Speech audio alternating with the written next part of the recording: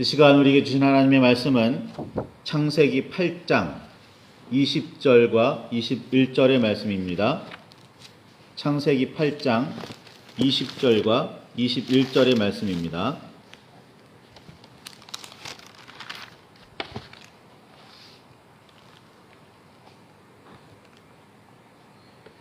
찾으셨으면 우리 함께 말씀을 봉독하시겠습니다. 노아가 여호와께 제단을 쌓고 모든 정결한 짐승과 모든 정결한 새 중에서 제물을 취하여 번제로 제단에 드렸더니 여호와께서 그 향기를 받으시고 그 중심에 이르시되 내가 다시는 사람으로 말미암아 땅을 저주하지 아니하리니 이는 사람의 마음이 계획하는 바가 어려서부터 악함이라 내가 전에 행한 것 같이 모든 생물을 다시 멸하지 아니하리니 아멘. 주님 우리의 마음을 여시어 말씀을 깨닫게 하옵소서. 아멘.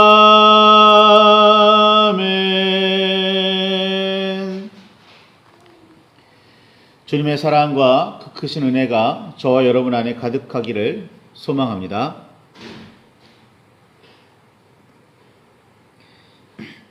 하나님께서 창조하신 생명은 매우 번성했습니다. 사람을 예로 들면 보통 100세에 첫 아이를 낳았고 900세 이상을 살며 자녀를 낳았습니다.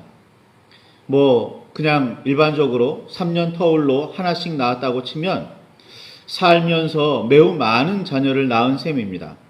게다가 아내를 둘 이상 두는 경우마저 염두에 두면 더욱 많았으리라 여겨집니다. 생육하고 번성하여 땅에 충만하라는 하나님의 뜻을 잘 받들고 있었습니다.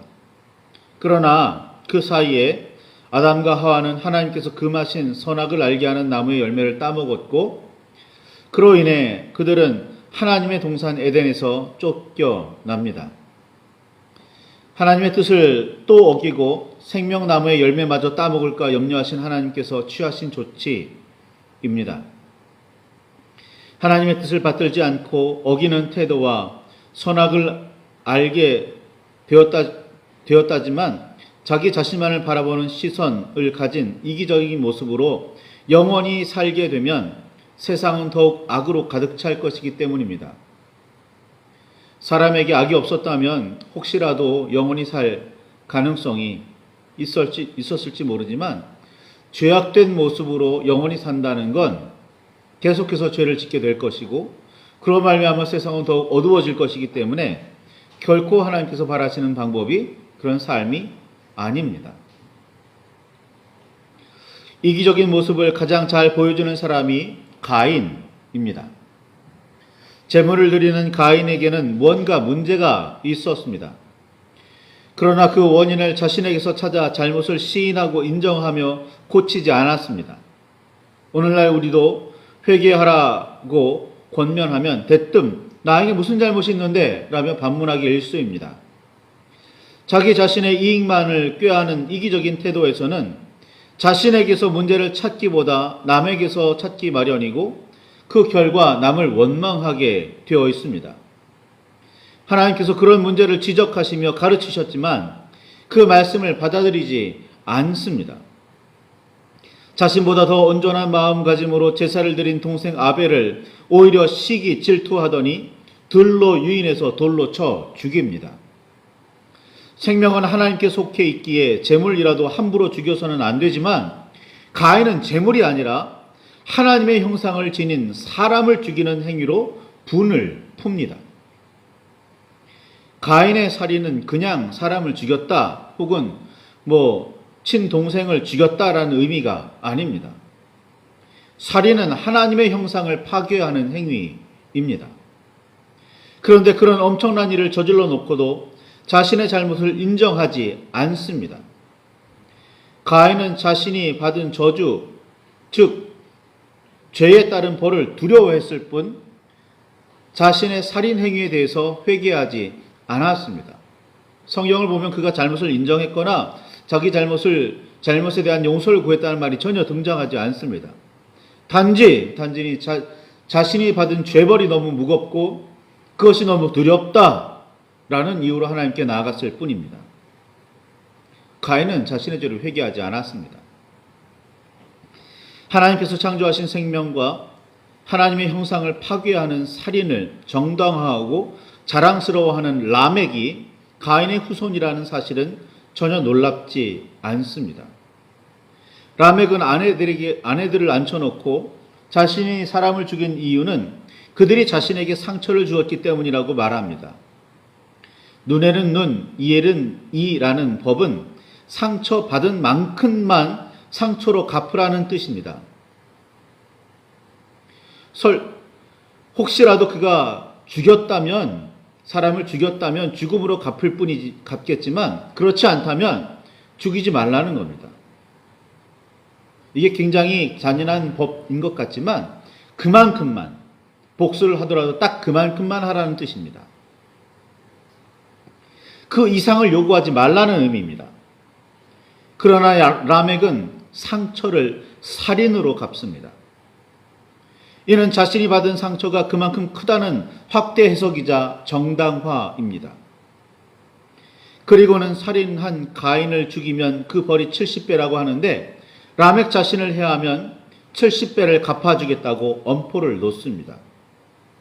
그나마 하나님께서 갚아주시리라는 기도나 기대가 아니라 자신이 직접 갚겠다는 선언입니다. 가인의 살인과 이기적인 모습은 이렇게나 엄청나게 자랍니다.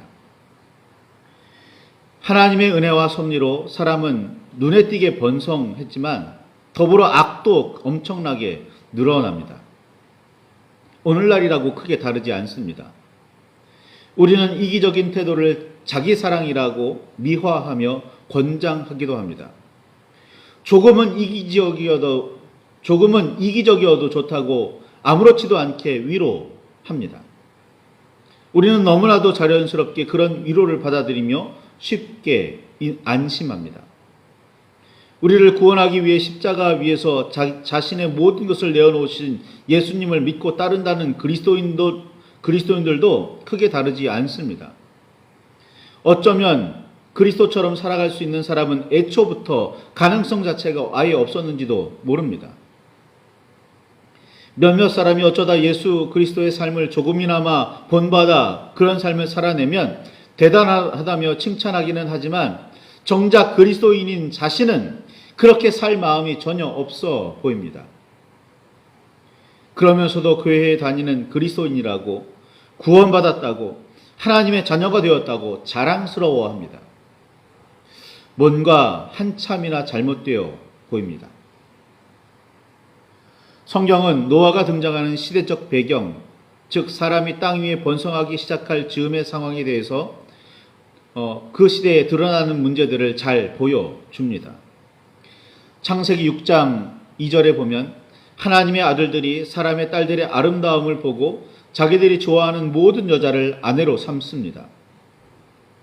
선악과를 따먹을 때도 뱀의 유혹을 받았다고는 하지만 나무와 열매 자체가 먹음직도 하고 보암직도 하고 지혜롭게 할 만큼 탐스러워 보였기 때문이었습니다.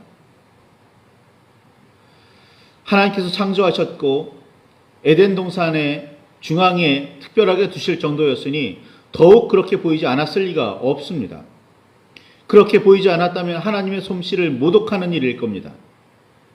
하나님께서 창조하신 사람의 딸이 아름답지 않을 이유가 없습니다.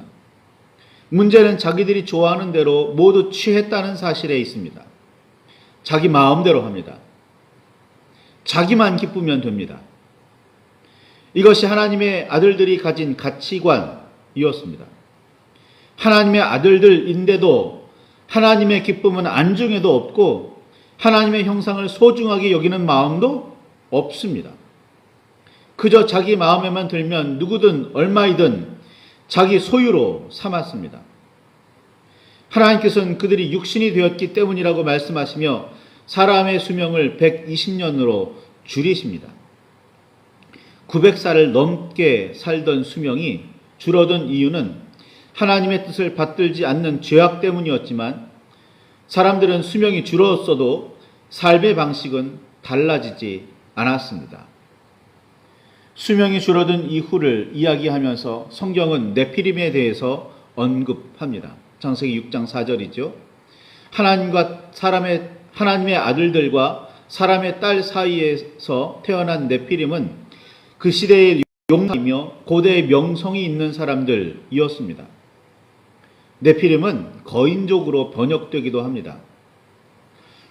네피림의 후손으로 우리가 잘 아는 사람이 있는데 혹시 상상이 되십니까? 예상이 되십니까?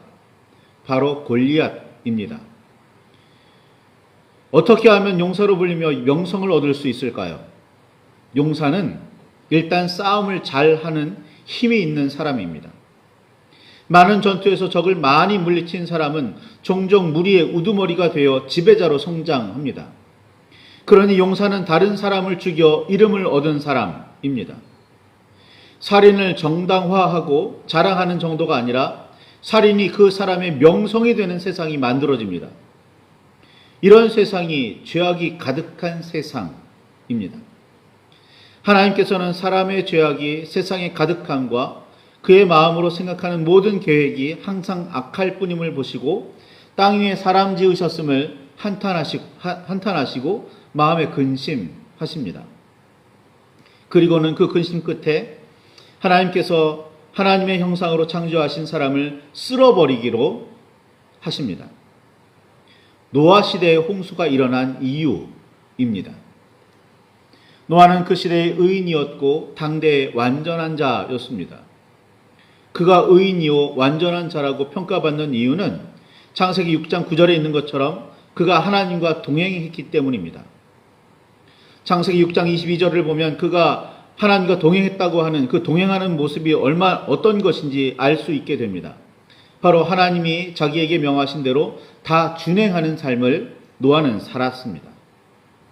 방주를 만드는 모든 과정에서 노아는 늘 하나님의 명대로 준행합니다. 무엇 하나 더하거나 무엇 하나 빼거나 자기 마음대로 하는 일이 없습니다.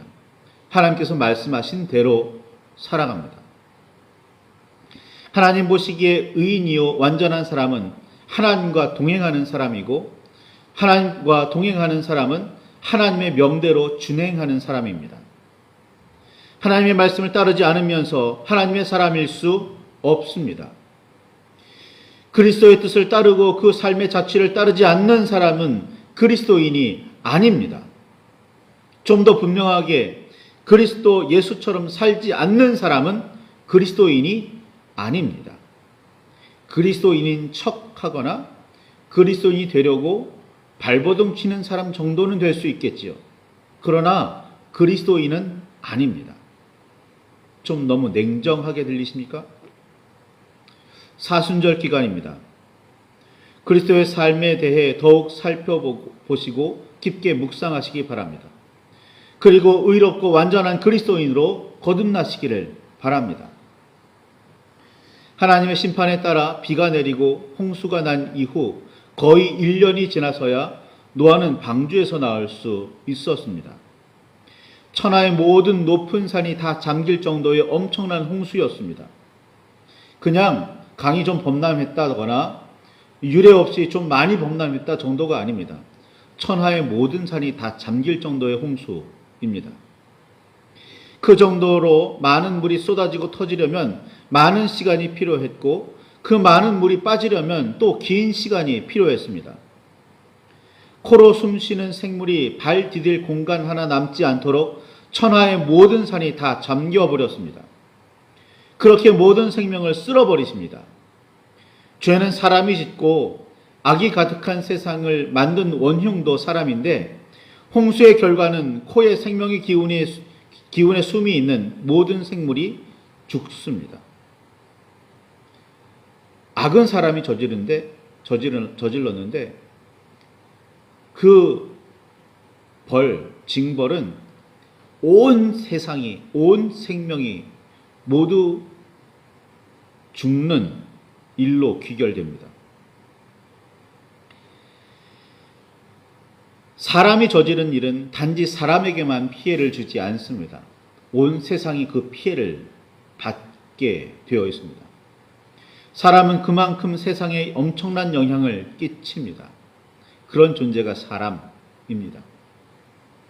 홍수로 인해 불어난 물은 거의 1년 동안 땅에 가득했습니다. 방주에 타지 않은 생명은 모두 사라집니다. 방주에서 나온 노아는 여호와께 제단을 쌓고 정결한 짐승과 새를 골라 번제를 드립니다. 하나님께서는 그 향기를 받으십니다. 그리고는 매우 중요한 결심을 하십니다. 얼마나 중요하고 확고했는지 성경은 그 중심에 이르시되 라는 표현을 사용합니다. 그 중심이 다름 아닌 하나님의 중심임을 새기시기 바랍니다. 우리는 하나님만 생각해도 중심의 중심, 가운데 중에 가운데라고 그렇게 여기는데 성경은 하나님께서 그 중심에 이르셨다고 말하고 있습니다. 하나님이 그 마음에 이르셨다. 마음으로 결심하셨다라는 거죠. 그러니 그 결정은 결정 중에 결정. 누구도 하나님도 취소하지 않으실 결정이라는 그런 말입니다.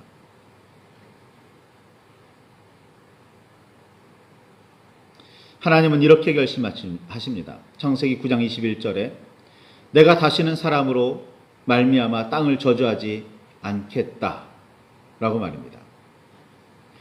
이는 후에 무지개를 구름 속에 두시며 내가 나와 너희와 및 육체를 가진 모든 생물 사이에 내 언약을 기억하리니 다시는 물이 모든 육체를 멸하는 홍수가 되지 아니할지라 라는 말씀으로 구체화됩니다. 언약은 우리가 이해하기 쉬운 말로 그렇게 좀 바꾸어 말하면 계약이라는 말인데 계약은 일반적으로 두 주체가 동등한 입장에서 이루어집니다. 물론 불평등 문제는 언제나 일어나는 일이기는 하지만 하나님께서 사람을 상대로 이런 언약의 말씀을 하신다는 사실 자체가 놀랍습니다. 그나마도 사람은 방금 그 죄악의 결과로 모두 멸망한 상태였습니다. 노아가 아무리 의롭고 완전했다고 해도 하나님께서 하시는 언약의 상대가 되기에는 저울이 너무 심하게 기웁니다. 그런데도 하나님께서는 다시는 사람으로 인해서 땅을 저주하지 않으시겠다고 결심하시고 사람과 및 온갖 생물과 언약을 하십니다. 하나님께서 다시는 사람으로 말미암아 땅을 저주하지 않으시겠다고 결심하신 이유는 뭘까요? 자, 창세기 8장 21절 뒷부분을 보면 그 이유를 알 수 있게 되는데 이는 사람의 마음이 계획하는 바가 어려서부터 악함이라 라고 말씀하셨습니다. 이제 의롭고 완전한 노아로부터 의롭고 완전한 세대가 퍼져나갈 것이기 때문이 아닙니다. 그렇게 의로운 세상이 만들어질 거기 때문이가 아닙니다.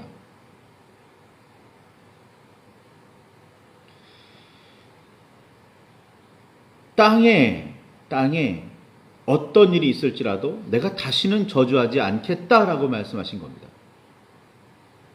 사람의 마음이나 행위로 보아서는 이런 홍수와 심판과 멸망이 계속 반복될 수밖에 없지만 이런 홍수로 심판하지 않으시겠다는 하나님의 약속입니다.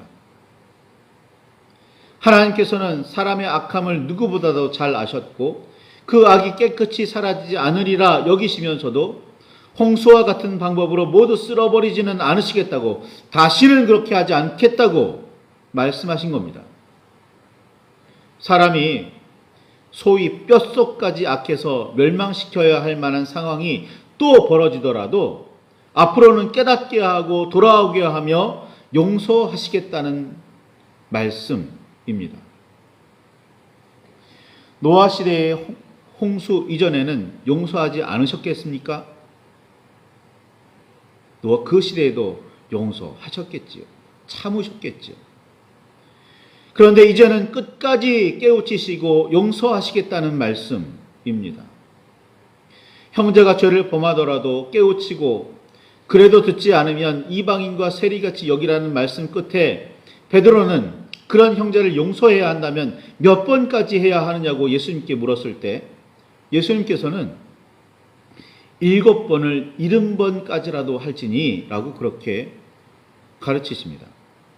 77에 49, 490번까지만 용서하면 된다는 말씀이 아니라 용서하려고 한다면 끝까지 하라는 말씀입니다. 이는 예수님의 가르침 이전에 이미 하나님께서 늘 행하고 계셨습니다. 사람은 점점 더 악해져 갔고 세상은 점점 더 악으로 가득 차 갔지만 정작 노아 시대의 홍수처럼 완전하게 심판받는 경우는 전혀 없었습니다. 노아 이후에는 말이죠. 하나님께서 이스라엘 민족을 수차례 심판하셨고 이런저런 험한 방법으로 여러 차례 벌을 주지 않으셨냐고 주장하며 하나님은 잔인한 분이시라고 항변하기도 하지만 단지 그런 벌로 그칠 만한 죄악이었는지 죄악의 무게를 한번 따져보시기를 바랍니다. 수많은 민족 중에 단지 이스라엘뿐이었고 그나마도 참고 또 용서하시다가 어쩌다가 일어난 징벌이었다는 사실을 깨닫게 된다면 하나님의 용서와 은혜가 그리고 사랑이 얼마나 큰지 알게 됩니다. 사람이 이 세상을 살아온 모든 시간 동안 저지른 온갖 죄악을 생각해 보면 홍수와 같은 심판과 멸망이 한 번뿐이었겠습니까? 작게 보아 이스라엘 백성의 그들의 유구한 역사를 이어오는 동안 저지른 모든 죄악만 보더라도 민족이 사라져도 수백 번은 사라질 일이었습니다. 그리스도인이라는 우리는 얼마나 다를까요? 우리 주님 예수 그리스도께서는 십자가 위에서 그 일을 이루셨습니다. 바로 끝까지 용서하는 일 말입니다.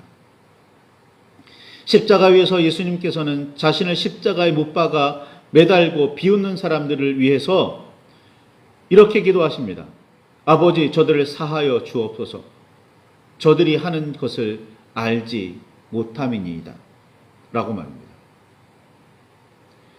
예수님의 기도 소리가 그리 크지는 않았겠지만 몇 사람은 들었을 텐데 그래도 사람들의 희롱과 조롱은 그치지 않았습니다. 이것이 예수님의 십자가 사건이 전하는 메시지이고 용서의 모범입니다. 그리스도인으로서 오늘을 어떻게 살고 계십니까? 하나님의 형상을 담고 계십니까? 예수 그리스도의 삶을 뒤따르고 계십니까? 그렇게 용서하고 계십니까? 우리는 쉽게 주님께서 가르치신 기도로 기도하며 그렇게 기도합니다. 우리가 우리에게 잘못한 사람을 용서하여 준 것 같이 우리의 죄를 용서해달라고 말이죠. 그런데 한번 생각해 보시기 바랍니다. 우리에게 잘못한 사람을 용서하신 적은 있으십니까? 내가 그들을 용서한 대로 나도 용서해 주십시오 라고 그렇게 기도하는데 나에게 죄 지은 자를 용서하고는 있으십니까? 오늘 말씀을 붙들고 깊이 묵상하시며 기도하실 수 있기를, 깊은 깨달음과 분명한 변화가 있으시기를 바랍니다. 용서하는 삶이 얼마나 귀한지, 하나님은 어떻게 우리를 용서하고 계시는지, 하나님께서 우리에게, 나에게 무엇을 바라고 계시는지 묵상과 기도를 통해서 깊이 깨달으시기를 바랍니다.